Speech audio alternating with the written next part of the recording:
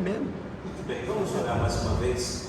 Pai, obrigado, Senhor, por este momento aqui, por cada pastor aqui presente. É nosso desejo mesmo que o Senhor fale conosco através do teu servo, que a boca dele seja um alto-falante do Senhor, falando aos nossos corações. Espírito Santo de Deus, os nossos ouvidos, nossos corações, desejamos que estejam abertos ao Senhor, Deus, e que teu nome seja exaltado em tudo, em nome de Jesus. Amém. Igrejas Batistas do Litoral Paulista, bom dia. Bom dia. Quero saudá-los com a graça e a paz de Jesus Cristo, nosso Deus missionário. Amém? Amém. Alegria estar com vocês. Já perceberam que a voz está um pouco falhando. Essa semana fiquei um pouco de cama.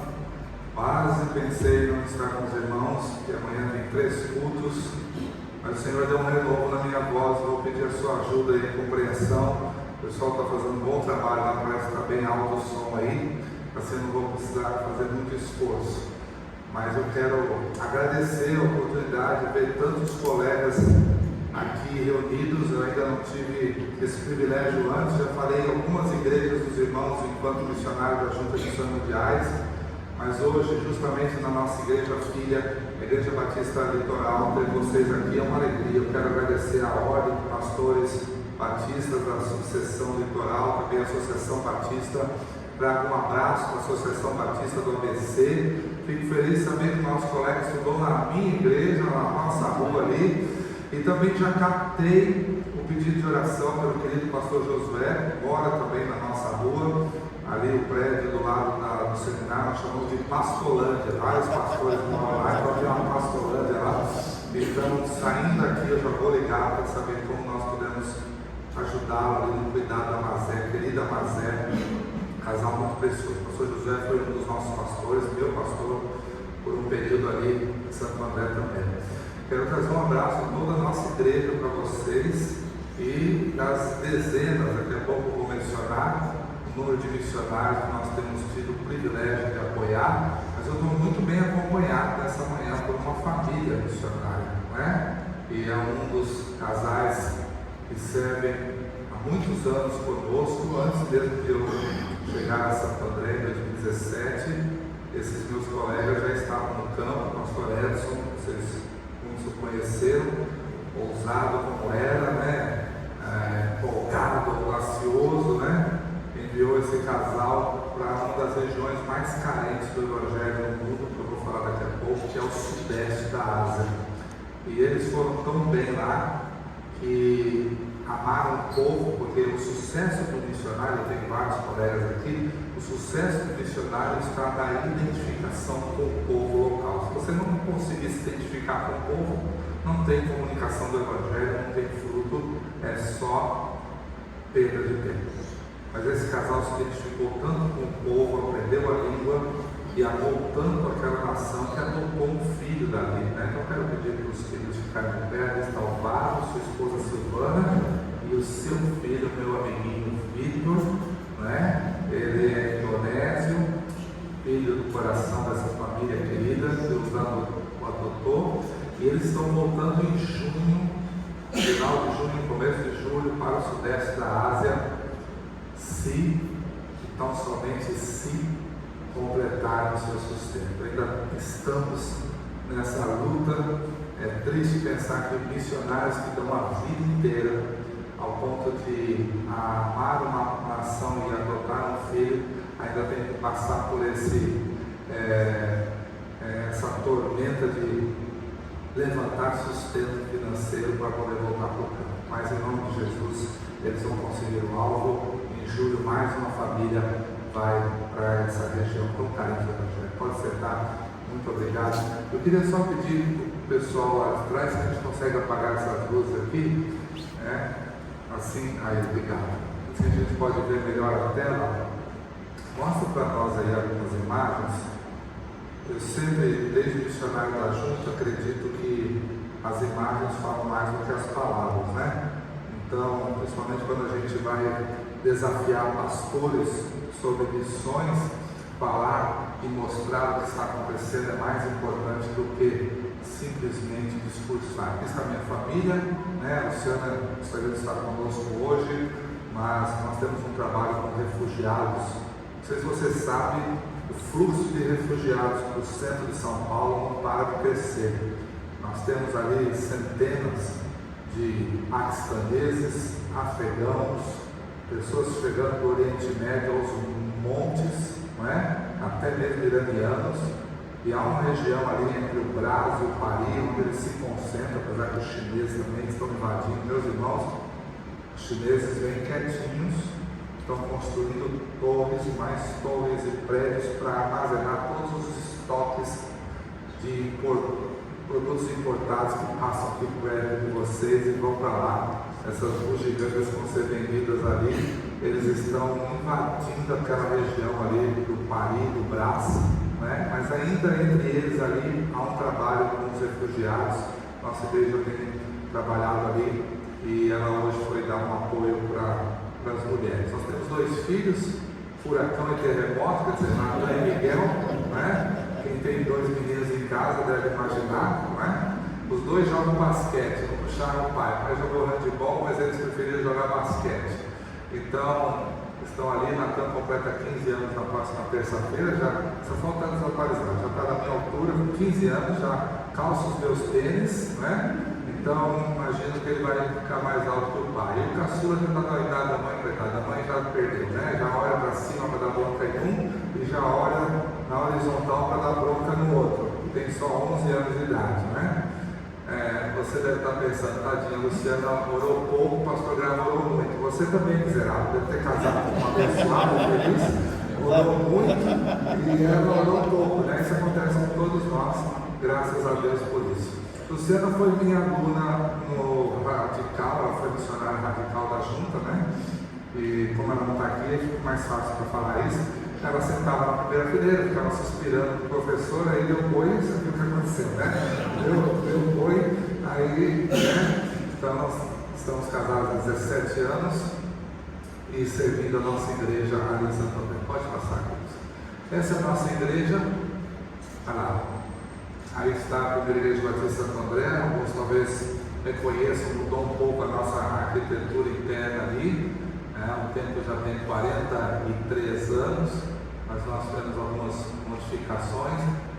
Quando foi construído, o pastor Edson, visionário que era, pensou em 1980 num templo para 1000 pessoas. Levou uma bronca da turma lá, mas onde vai achar 1000 pessoas para colocar nessa igreja, né? A visão dele era que mais crentes teríamos mais recursos para enviar missionários para o campo, né?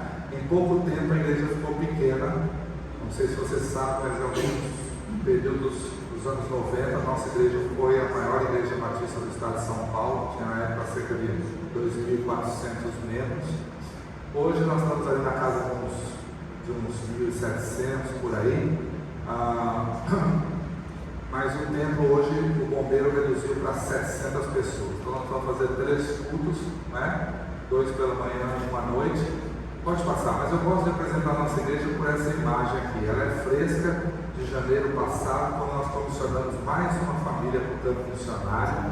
E esse casal é a 2ª geração. Os pais dele foram e ainda são nossos missionários. Eles construíram ali junto com o pastor Capelete, acho que muitos de vocês já devem ter ouvido falar na comunidade Sena, ali na Cracolândia de São Paulo. Foi o primeiro projeto trabalhar com os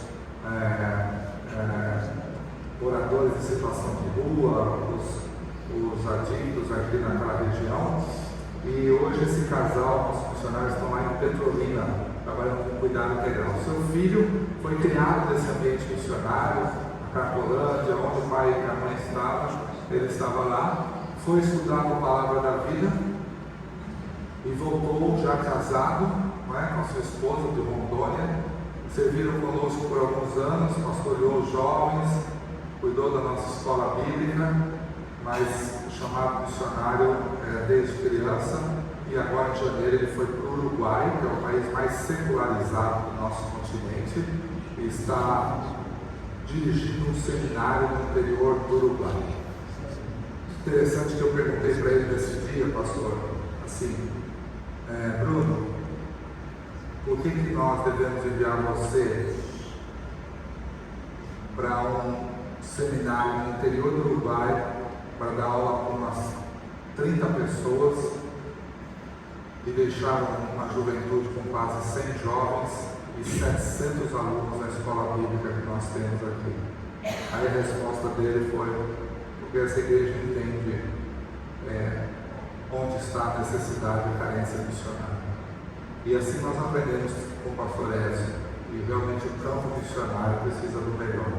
Abrir mão de um pastor de jovens, coordenador e professor da escola bíblica, para ir no campo missionário, investir na vida dele, para dar aula para 30 pessoas, precisa realmente compreender que é missões, não é?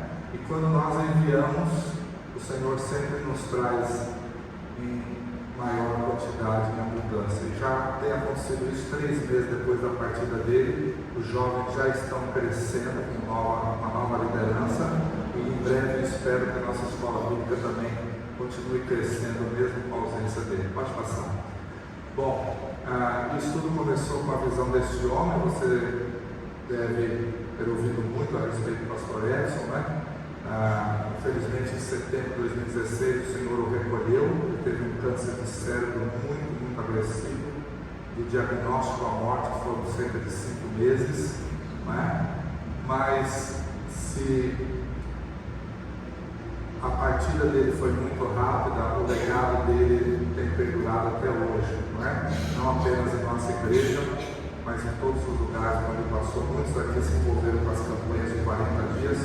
E não se iluda, se houve um momento na história do nosso país onde acreditamos que a corrupção podia vir à tona e toda a imundícia do país podia ser exposto à luz, foi exatamente o momento que a igreja brasileira, liderada por esse movimento de 40 dias de jejum e oração, dobrou os joelhos em oração, clamando por uma transparência e por uma limpeza ética no nosso país.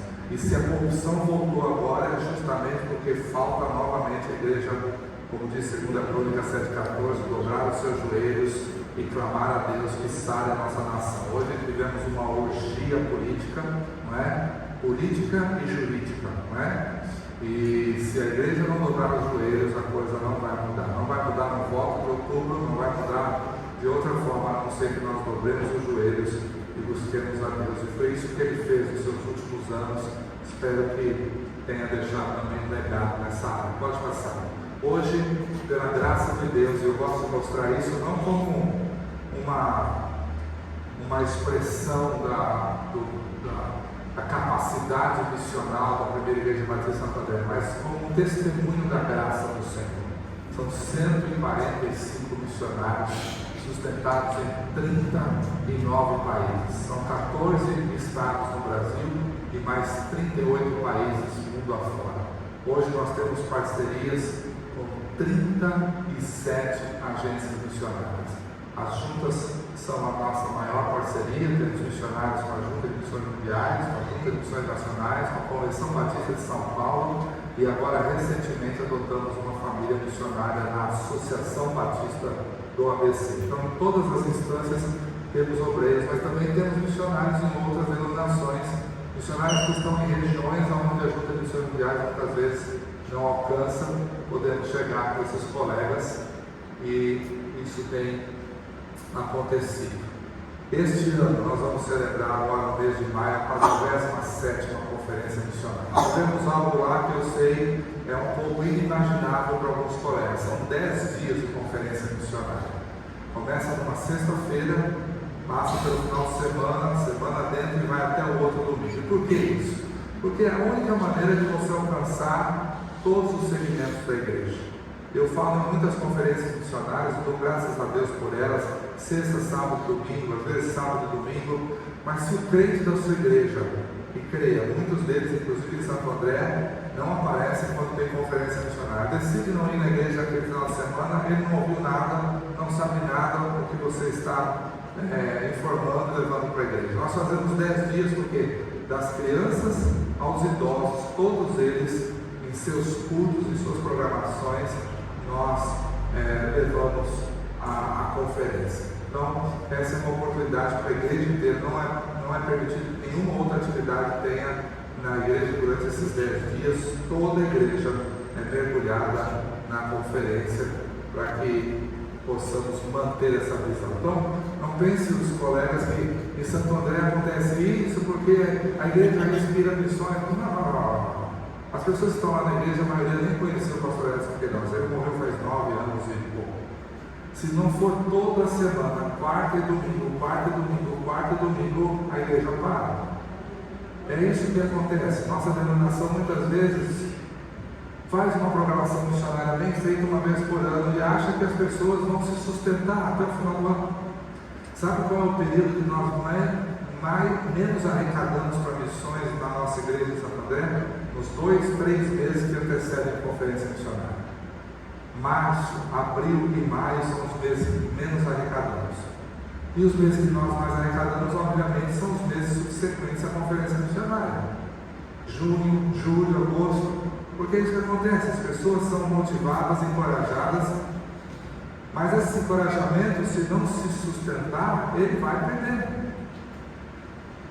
Quando eu servia junto à missão de diárias, eu visitei muitas das suas igrejas, era a minha função, chegava a visitar 60 igrejas no ano durante a campanha de missões, e levava aqueles montes de fichas do PAN para a nossa junta no Rio, para o setor financeiro. E uma vez eu perguntei para o gerente de finanças, André, quanto tempo em média cada um desses adotantes permanece conosco? Eu não tinha ideia. Quando ele respondeu, eu quase caí de costa. Ele disse, a média é de 6 meses. Eu falei, 6 meses? Por 6 meses é a média, alguns não ficam nem até 6 meses. Eu falei, como é que a gente sustenta isso o ano inteiro? Aí ele disse que aqueles que permanecem mais tempo acabam sendo aqueles que ofertam um pouco mais e no transcorrer ainda aumentam suas ofertas, e os promotores da nossa junta, que visitam arduamente as igrejas ano afora, é que mantém aquelas igrejas ainda conosco. E aí eu fico perguntando, esse é o nosso compromisso missionário? A pessoa faz uma adoção com lágrimas nos olhos. Quantas vezes eu vi pessoas chorando depois das nossas mensagens, e dura 3-4 meses até que o boleto está atrás da geladeira e ela para de ofertar. Se nós, pastores, eu, você, não regermos essa vocação missionária na nossa igreja, ela não vai se sustentar. Que retorno imediato tem uma pessoa que oferta para missões? Diga para mim. Nenhum. Ainda mais numa situação financeira que nós vivemos como país, e ainda mais assolado por tanta corrupção.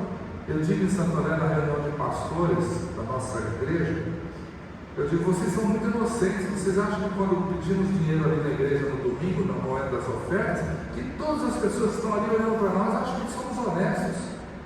Aquelas pessoas olham para nós e nos veem como qualquer um desses pastores por aí que estão metendo a mão na grana das suas igrejas. Não se iludam. Se eles não conseguem perceber o que está acontecendo no país, eles transferem isso para nós, pastores. A nossa credibilidade, mesmo sendo pastores de uma igreja séria, de uma denominação íntegra como é a Batista, está exposta. E muita gente não oferta por conta da transparência e da falta de confiabilidade nas nossas igrejas. Mostrar o que nós estamos fazendo é importante. E é isso que nós fazemos quarto domingo, 10 minutos, todo mundo, para falar para a igreja quem são os nossos funcionários, onde eles estão, o que eles estão fazendo. Pode passar. E aí o que sustenta o nosso projeto missionário, vamos dizer assim, são 5 pilares, né?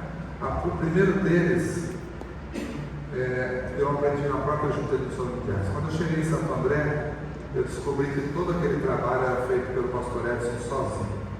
Ele era o grande incentivador, né? Mas era também o único que trabalhava, né?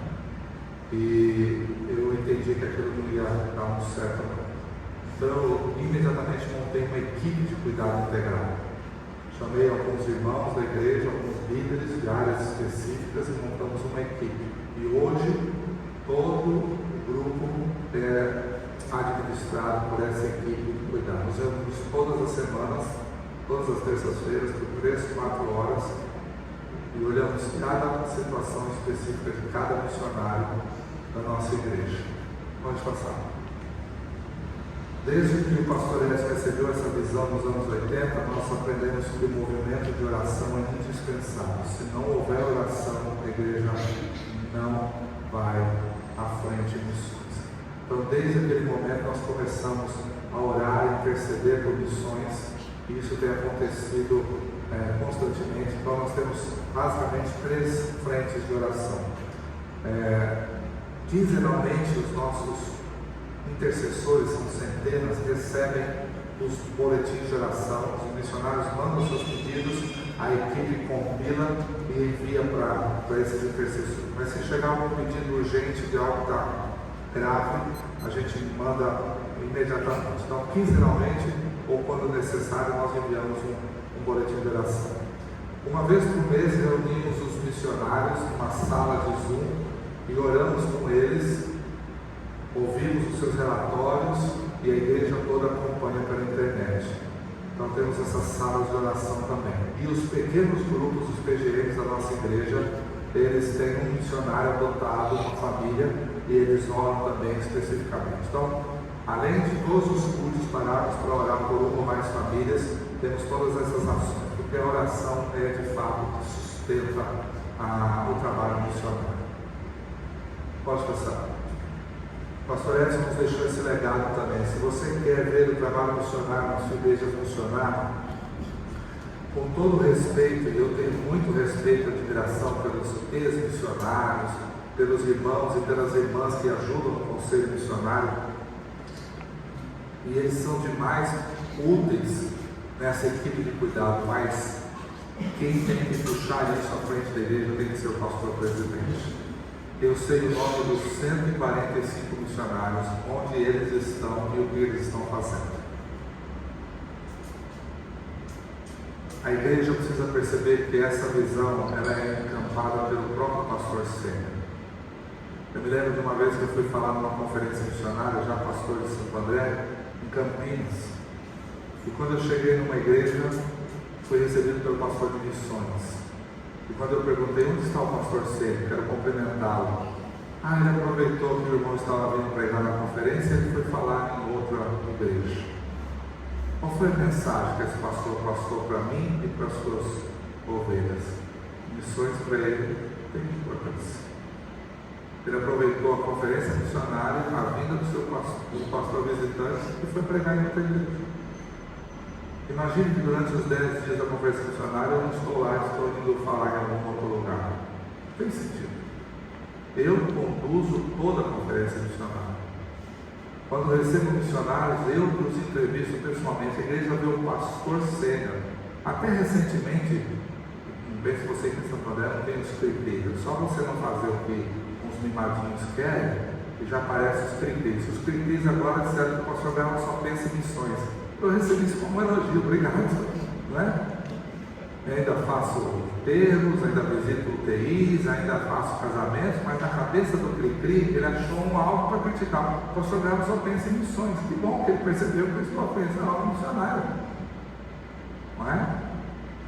Então, pastor, ter alguém na sua equipe é muito importante.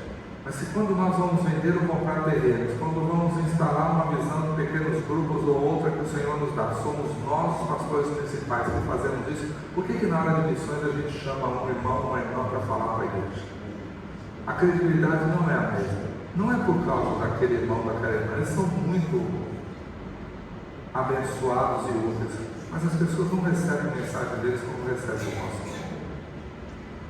Quarto, eu quero recomendar a vocês a leitura de um livro chamado Igreja Missional, Luz para as Nações. Foi escrito pelo canadense Michael Borin. Ele já veio ao Brasil falar algumas vezes, falou no Congresso Brasileiro de Missões 2017. É um livro muito prático, ele mostra 13 marcas de uma igreja missional. A palavra missional e missionária não são bem sinônimos, né? Uma igreja missional é uma igreja orientada para aqueles que estão lá fora. É uma igreja que se reúne nas quatro paredes, mas está orientada para os de fora.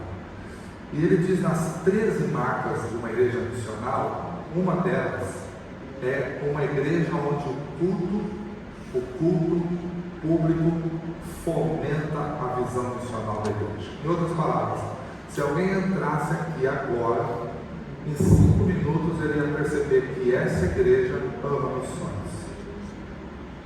Pelo que eu estou pregando, pelo que nós acabamos de cantar, pela decoração da igreja, pelo que se ora, pelos vídeos que se apresentam. Uma igreja missional é uma igreja onde o culto fomenta essa visão. E é o que nós temos procurado fazer lá em Santo André. As pessoas entram ali vindo de outras igrejas, isso também acontece aqui na sua igreja, graças a Deus, que ainda somos uma referência para muitas pessoas que estão aí perdidas nessas igrejas, aberrações que não param de crescer, infelizmente. Elas chegam lá e dizem para nós: eu vim para cá por 2 motivos, pela palavra que é pregada nessa igreja e pela visão missionária que vocês têm. Eu nunca ouvi sobre isso. E chegam com vontade de ofertar. E chegam com vontade de ir até os campos. É impressionante. O Deus que chamou Abraão continua chamando pessoas em nossas igrejas hoje. Mas nós perdemos essa referência. E quando essas pessoas vêm desses lugares doidos e chegam numa igreja séria como a minha, como a sua, eles percebem que é de fato um crente comprometido com o Evangelho. Que o Evangelho não é um bem apenas para nós, mas é também para aqueles que estão lá fora. E chegam com vontade de ofertar. Você acha que é simples sustentar 145 missionários? Eu sei que alguns já devem estar fazendo as contas. É verdade, são mais de 2,5 milhões de reais por ano. E de onde vem esse dinheiro? Vem da mão daquelas pessoas. Até não crentes ofertam para a nossa obra missionária. Até não crentes ofertam para a obra missionária. Recentemente eu recebi um pastor que veio fazer uma visita, amigo do meu irmão de sangue. Hoje está congregando conosco, mas no ano passado ele veio nos visitar. Ele disse: eu dou aula e congrego naquela igreja lá, uma igreja neopentecostal que explodiu na cidade. Mas eu dou a minha oferta aqui. E digo para outras pessoas: se quer saber uma igreja séria para dar sua oferta, é a Primeira Batista de Santo André. Quando você faz isso, há credibilidade. E o quinto e último pilar talvez seja o mais contundente. Eu digo que depois desse ninguém me convida para voltar. Mas eu não me preocupo com isso. Eu tenho falado isso nas associações e tenho falado isso também do outro lado. Recentemente, o Senhor me colocou como conselheiro da Associação de Missões Transculturais do Brasil. Associação de Missões Transculturais Brasileiras, a MTB, reúne 130 agências missionárias no Brasil. Só líderes de agências. Mas de uns anos para cá, igrejas enviadoras começaram a se filiar. E no ano passado eles me elegeram como um dos conselheiros. Talvez seja o primeiro pastor, só pastor de igreja, a estar ali. E eu falo isso para eles também. Primeiro, missionários, tem 13 aqui e mais alguns. Vocês precisam entender que a igreja não é um banco que sustenta vocês no campo missionário. A igreja é uma parceira de vocês. A igreja que os envia, que ora e que rala para levantar o sustento, é sua parceira. E eu preciso dizer para vocês que no mês passado tivemos que mandar uma carta para um dos nossos missionários e lamentavelmente de uma das nossas juntas, que pela 3ª vez, pastor, mudou de campo missionário, e só 2 meses depois que ele mudou, ele enviou uma mensagem dizendo: estamos em tal cidade. 3 vezes ele muda de cidade sob a ordem da chefia, e depois de 2 meses na nova cidade, ele manda uma carta para a igreja que ora, que sustenta ele, dizendo que ele mudou de campo. 1 vez, 2 vezes, 3 vezes. Não vai haver uma 4ª. Andamos 3 milhas com esse missionário, e foi a última. A carta que foi enviada para ele no dia seguinte dizia assim: estamos felizes que vocês já estão em um novo campo, alojados, hospedados. No entanto, queremos informar que a próxima vez que os irmãos mudarem de campo, E só informar a igreja, depois que estiver instalado, será a última vez. Porque o que ele deveria fazer como missionário sério é ligar para o pastor primeiro e dizer: estamos sendo convidados a mudar de campo. Você está de acordo? Concorda comigo? Amém? Não? Amém. Então, para eles o pastor serve para quê? Para nada. E eu não sou uma igrejinha missionária que dá uma ofertinha para eles. Eles foram enviados por Santo André. É a igreja mãe deles, e que oferta com bom valor. Mas ele e a liderança dele na junta estão um pouco se lixando para nós. Pastor, fomos convidados, estamos inclinados a aceitar o convite, mas gostaríamos de colocar isso para a nossa igreja orar conosco. Eu não vou impedir que uma pessoa mude de campo se Deus está chamando ele para fazer isso. Agora, informar a igreja 2 meses depois que já está no novo campo, pela terceira vez, é um absurdo. E o que eu falei para ele, estou falando para vocês, vou falar com o líder dele na junta. Se isso acontecer de novo, perdeu o sustento. E não falta missionários para sustentar de fora. Mais do que respeito, é a compreensão de que a igreja não é um banco. E eu falei para os 3 queridos, quando estávamos descendo a serra, que os missionários são os que mais prejudicam a continuidade do sustento, porque tomam atitudes como essa. Dizem para a igreja: nós não se importamos com o que vocês estão pensando ou orando por nós, a nossa decisão já foi tomada. O missionário precisa entender que a igreja é parceira, e ambos, missionário e igreja, estão obedecendo a missão de Deus, o chamado de Deus, um de enviar, o outro de ir para o campo. Quando não houver essa compreensão, o que nós vamos ver é cada vez mais igrejas parando de sustentar missionários, porque não aguentam mais ficar mandando dinheiro para alguém que não quer dizer onde está, o que está fazendo, compartilhar com a igreja para orar junto, tomar decisão juntos. E não é uma regra, hein? Eu tenho missionários de outras agências e que nem são membros da nossa igreja, que ligam para mim para perguntar: estou pensando em fazer isso, o que o pastor acha? O pastor gostaria de sugerir alguma coisa? Olha o respeito como é diferente. E nem são membros da nossa igreja. Missionários precisam entender isso. Segundo, as agências missionárias, eu tenho falado isso para eles, precisam respeitar a igreja. Muitas agências missionárias tomaram a igreja como sendo apenas o enviador dos recursos e dos missionários. Recentemente, numa das reuniões da MTB, um pastor se levantou e aí perguntaram para os pastores: o que nós precisamos fazer para melhorar a nossa relação com vocês? A resposta desse pastor foi: vocês vêm até nós, pegam o nosso melhor, o nosso recurso, e nunca perguntam para nós o que a gente deve fazer, ou o que vocês deveriam fazer. As agências missionárias hoje estão entendendo que se não voltarem para a igreja, se não sentarem na igreja, nas mesas das igrejas, os pastores, eles vão perder o sustento e vão perder os vocacionados. Graças a Deus por isso. O terceiro grupo, nesse item 5, somos eu e você, pastores. Missionários precisam entender o que é a igreja. Agências precisam respeitar a nossa participação, mas eu e você precisamos parar de terceirizarmos a obra missionária. Há muitos colegas que ainda se contentam em mandar uma oferta para a agência missionária e está resolvido. Enviar uma oferta é importante, mas acompanhar o dia a dia do missionário é o mais importante. Mas ele não é membro da nossa igreja, não importa. Vocês estão sustentando 100 reais, 200, 500, qualquer que seja. Ele é seu missionário. A igreja precisa saber o que ele está fazendo, precisa dar relatório, precisa mostrar. Se fosse uma congregação da igreja próxima, você não contaria: olha, nossa congregação está crescendo, vai ser organizada como igreja, nós vamos fazer uma atividade. Por que o missionário está num outro continente, fica esquecido e a cada 3 anos ele volta? A igreja nem se lembra dele. Quando ele volta daqui a 3 anos, se sente um estranho. Ele olha para a nossa membresia e fala: meu Deus, eu não reconheço quase ninguém. Se você não manter um relacionamento com esse missionário, pouco importa enviar o dinheiro. Eu louvo a Deus pelas nossas juntas. Eu servi uma delas por 20 anos, quase metade da minha vida, e não me arrependo. Não me arrependo. Mas nós precisamos, como pastores de igrejas, entender que a junta não pode fazer sozinha. A igreja tem que estar junto.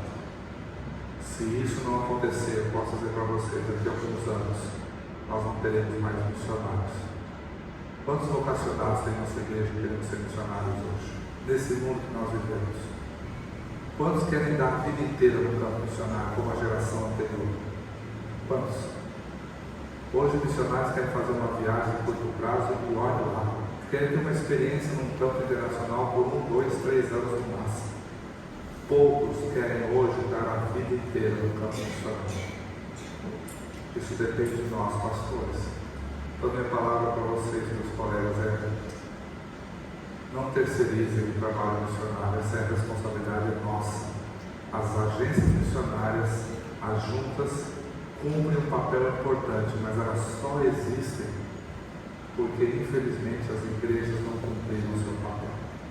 Quem Deus chamou para fazer o missionário não foi a agência, foi a igreja. Nós somos a agência oficial do reino. Amém. Amém. Por isso é que as agências são chamadas de organizações para-eclesiásticas. A organização eclesiástica é a nossa igreja. Nós somos responsáveis. O texto célebre de envio missionário é Atos 13, quando o Espírito falou com a liderança da igreja de Antioquia: separe Paulo e Barnabé para a obra que eu os tenho enviado. Falou com a liderança da igreja, e foi ela que enviou aqueles 2 missionários. Hoje nós estamos pegando os nossos melhores e estamos entregando para as agências. Elas precisam continuar existindo, mas não são protagonistas. A protagonista do processo de envio missionário é a igreja do Senhor Jesus. E nós, Igreja Batista, ainda somos muito respeitados por isso. Mas se nós não abraçarmos essa causa, nós vamos perder esse espaço. Queria passar uma breve meditação. E obviamente